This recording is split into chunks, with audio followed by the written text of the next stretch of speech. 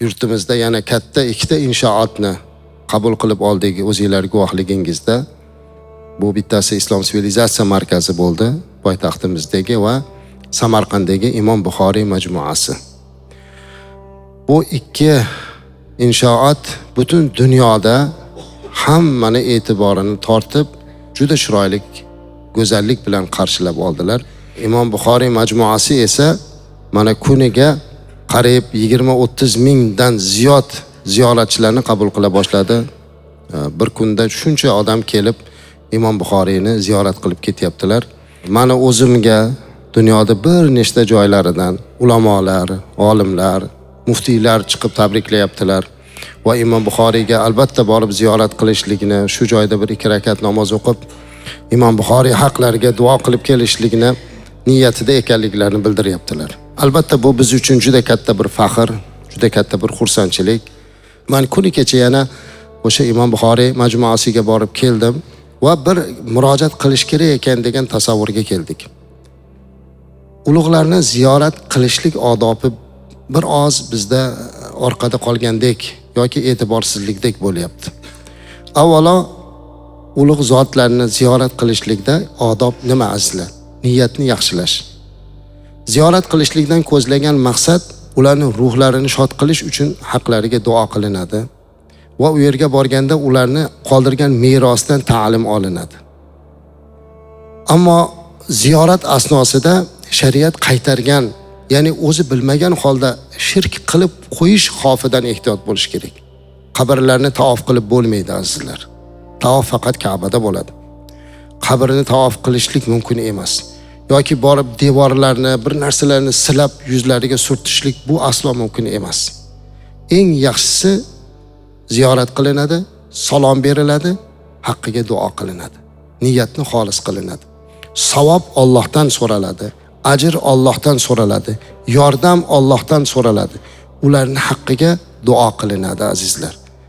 Va ziyoratga borganda azizlar, bu Imom Buxoriy majmuasi prezidentimiz tomonidan bizga berilarkan ajib bir narsa bo'ldi-da.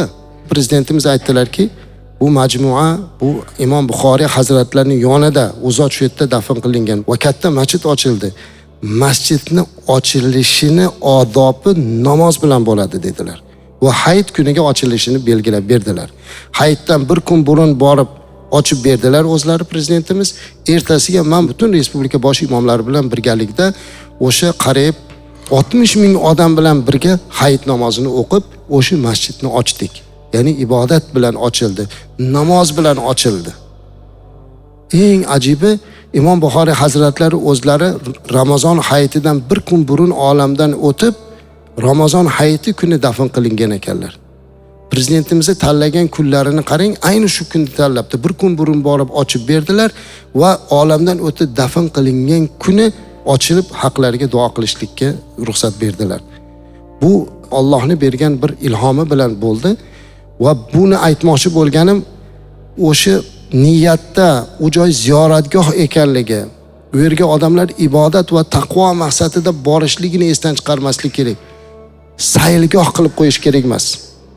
Kirayotganda ayollar o'zlarini sipo qilib kirishlari kerak. U yerga har xil holatlarda masjidning ichiga kirib bo'lmaydi. Ziyoratning odobi bor. Chiroyli bo'lib, odob bilan kirish kerak. Ovoz ko'tarish kerak emas, baqir-chaqir qilib bo'lmaydi. Masjidda yugurib bolalar bilan bunaqa saylgoh qiladigan joy emas azizlar u yer. Yana bitta ko'ngilni xira qiladigan narsani ko'rdim. Buni zudlik bilan to'xtatish kerak. O'sha majmuani oldida juda katta bir hovuz qilindi. Bilmayman qayerdan paydo bo'ldi. Tanga tashlashlik boshlanibdi o'sha yerga. Bu agar kimki shu tangani tashlasam baxtli bo'laman deyotgan bo'lsa, u eng baxtsiz odam bo'ladi. Baxtni suvga tanga tashlash bilan izlamaydi. Baxtni sajdadan, Allohdan izlaydi. Yana bir narsalar tashlayapti. Shuning uchun men iltimos qilardimki, ziyoratga borayotganlar, bu bizga omonat berildi azizlar. Bu hali bir necha asr turadigan inshoot.